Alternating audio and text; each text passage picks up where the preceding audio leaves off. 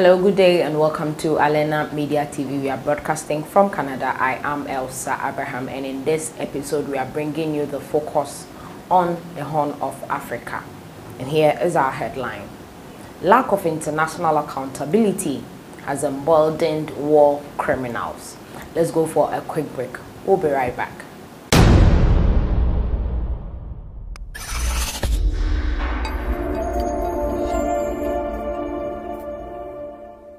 Welcome back from that short break. Now, a video surfaced last week documenting a massacres of unarmed men in the Tigray region of Ethiopia near the ancient city of Aksum. The gruesome footage confirmed the widespread report of mass killings, sexual violence, and other war crimes taking place in that region. Through the meticulous work of human rights groups and journalists, enough details have emerged to warrant a careful investigation to hold those responsible to account. On March 7th, scores of helpless migrants, mostly Ethiopians, burned to death in Yemen after Houthi militiamen fired missiles into a tightly packed immigration detention center in Sana. Hundreds more suffered serious injuries when the militiamen blocked their escape from the raging inferno. Here too, there is enough evidence to warrant an investigation with the aim of bringing those responsible to justice. However, other than reporting by human rights groups, very little has been done in that direction, despite the presence of a considerable number of staff from the UN and other international organizations. In Myanmar, dozens of unarmed protesters were killed on 27th March, following weeks of protests and deaths blamed on security forces. Other than the US describing the killings as the murder of civilians, and the UN Secretary General Antonio Guterres saying he was deeply shocked, very little has been done. It would be a mistake to think of these events as isolated incidents. They appear to be a part of a global trend. Lack of accountability has emboldened wrongdoers everywhere. Take the case of Myanmar. For example, years of repression of its Muslim minorities resulted in wholesale killings, wanton destruction of their ancestral towns, and the uprooting of whole communities. The perpetrators went unpunished, and now they appear to be turning a new victim. Hundreds of unarmed protesters were gunned down in Iran in 2019, but little has been done to account for these killings. In their rush to resume nuclear talks with Iran, the P5+1 is overlooking this issue together with numerous other large-scale human rights breaches in the world. When the International Criminal Court was set up in 2002, many thought that the new judicial structure could be mobilized to address mass breaches of human rights, especially those crimes listed in Article 6 and Article 7 of the Rome Statutes, the ICC's founding document. However, the court has been hamstrung by limited resources, restricted jurisdiction, and a lack of cooperation from some countries, if not outright hostility. Article 6 of the Rome Statute defines the crime of genocide as acts committed with intent to destroy, in whole or in part, a national, ethnical, racial, or religious group. The acts including killing of members of such a group, causing them serious bodily or mental harm, deliberately inflicting on the group conditions of life, calculated to bring about its physical destruction, imposing measures intended to prevent birth within the group, and forcibly transferring children of the group to another group. The definition of these crimes in the statute is similar to their definition in the old Convention on the Prevention and Punishment of the Crime of Genocide of 1948.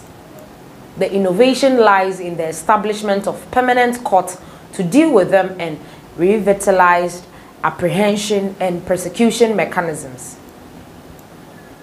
A convincing case has been made that at least some of these acts were committed against the Muslims of Myanmar, but no credible investigation into these acts have taken place and nobody has been held accountable. While the high threshold required for conviction by Article 6 has made it difficult for the ICC to successfully prosecute cases of genocide, Article 7 and 8 do not require that the crimes are directed against any ethnic or religious groups. Article 7 also deals with crimes against humanity committed as part of widespread or systematic attack directed against any civilian population. It lists murder, extermination, enslavement, torture, deportation, or forcible transfer of population, and the imprisonment or other severe deprivation of physical liberty.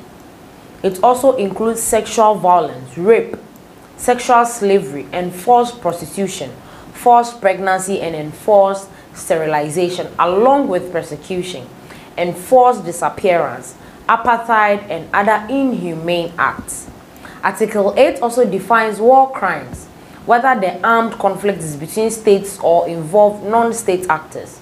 It covers a wide range of crimes, including willful killing, torture, inhumane treatment, willfully causing great suffering, the destruction and appropriation of property, compelling service in hostile forces, denying a fair trial, unlawful deportation or transfer, unlawful confinement, and taking hostages. The ICC and the Geneva Conventions have also identified many other crimes that are serious breaches of the rules of armed conflict and can be legally persecuted by the court. Unfortunately, many of these offenses are committed on a regular basis, both during armed conflicts and in times of peace. However, the ICC has done little to stem the proliferation of crimes against humanity or war crimes since it was founded in 2002. Since then, it has started only 12 official investigations and 9 preliminary examinations. Just 45 individuals have been indicated and a mere handful convicted and sentenced. While detractors blame the ICC for these limited results, it is important to remember that its limited resources and a lack of cooperation from some states have dulled its impact in a deterrent against war crimes. Crimes against humanity and other breaches of international law. The ICC has done little to stem the proliferation of crimes against humanity or war crimes since it was founded in 2002. It is also important to remember that the ICC was not granted universal territorial jurisdiction. It may only investigate and prosecute crimes either committed within the borders of its 123 member states or by the nationals of its signatories, some of which are now threatening to withdraw from the treaty. In addition, by design, the ICC may exert its jurisdiction only when national courts are unwilling or unable to prosecute suspects. The onus remains on the international community in a whole and on individual nations, whether ICC members or not, to either investigate and prosecute the perpetrators of these large-scale breaches of law through their own legal system or hand them over to the ICC. In addition, the UN Security Council has the authority to refer any suspected breach to the ICC. This is where we end today's episode on the Focus on Horn of Africa. Please like, share, comment. Go to our description box below just to see the link of our donations there. You can connect the link to PayPal or GoFundMe and our bank accounts as well. Kindly donate $1 challenge a day just to support Alena Media TV to bring you more details on our stories as well. Thanks so much for watching.